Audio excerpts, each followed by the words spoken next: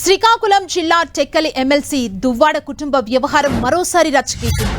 2 ఏళ్లుగా కుటుంబంలో విభేదాల కారణంగా వేర్వేరుగా ఉంటున్నారు ఎమ్మెల్సీ దువ్వాడ దంపతులు. తమ తండ్రి వేరొక మహిళతో ఉంటూ తమని దూరం పెడుతున్నారని ఆరోపిస్తున్నారు దువ్వాడ కూతుళ్లు. తమ తండ్రి తమకు కావాలంటూ ఆవేదన వ్యక్తం చేస్తున్నారు. తమ తండ్రిని కలిసేందుకు ప్రయత్నించినా ఫలితం లేకుండా పోయిందని వాపోయారు. ఇంటి వద్దే పడిగాపులు కాసినా కనికరించలేదని అన్నారు దువ్వాడ కూతురు హైందవి.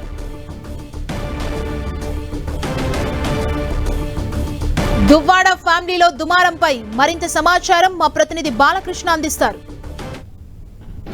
దువ్వాడ శ్రీనివాస్ కుటుంబ ఇష్యూ మరోసారి వివాదాస్పదమైంది. కుటుంబానికి సంబంధించినటువంటి ఎమ్మెల్సీ దువ్వాడ శ్రీనివాస్ కూతుళ్ళు నిన్న తండ్రి కావాలంటూ కూడా ఆయన వద్దకు వెళ్ళిన పరిస్థితి. మేడం, నిన్న ఫాదర్ దగ్గరికి వెళ్ళారు, ఏం జరిగింది? అసలు ఏం జరగలేదు. మా డాడీ ఆమెతో ఉంటున్నారు అండ్ మేము చాలాసార్లు డాడీకి చెప్పాం ఇది కరెక్ట్ కాదు, ఆమెతో ఉండొద్దు అని చెప్పి.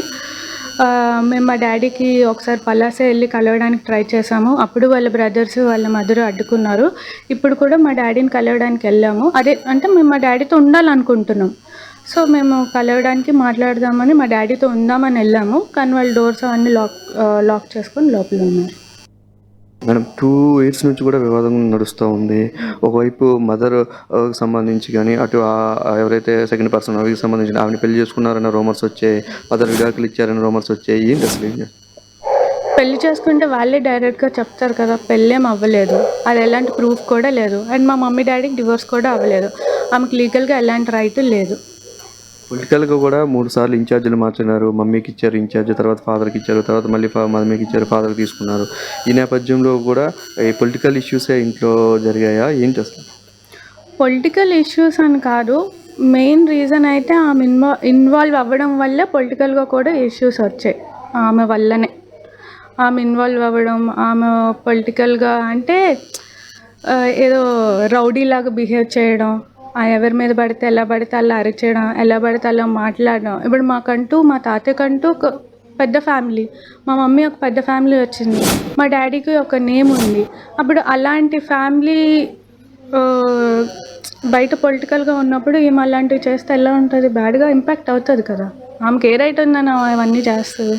పిల్లలుగా మీరు ఎప్పుడైనా ఆవిడతో ఏమైనా మాట్లాడి మా ఫాదర్ మాకు వదిలేయండి అని ఏమైనా అడగడం జరిగింది? మేము ఎప్పుడు కాంటాక్ట్ అవ్వలేదు. మేము మా డాడీతోనే కాంటాక్ట్ అయ్యాం.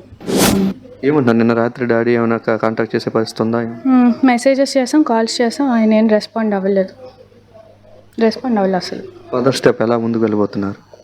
మేము ట్రై చేస్తాం, మా డాడీకి మెసేజెస్ చేస్తాం, కాంటాక్ట్ అవ్వడానికి ఎప్పుడులానే ట్రై చేస్తాం. మరి ఆయన ఏం చేస్తారో నాకు తెలియదు, ఆయన ఉద్దేశం ఏంటో, ఆయన ఏం చేయాలనుకుంటున్నారో నాకు తెలియదు. మరి మేమైతే ఇలాగే ట్రై చేస్తాం.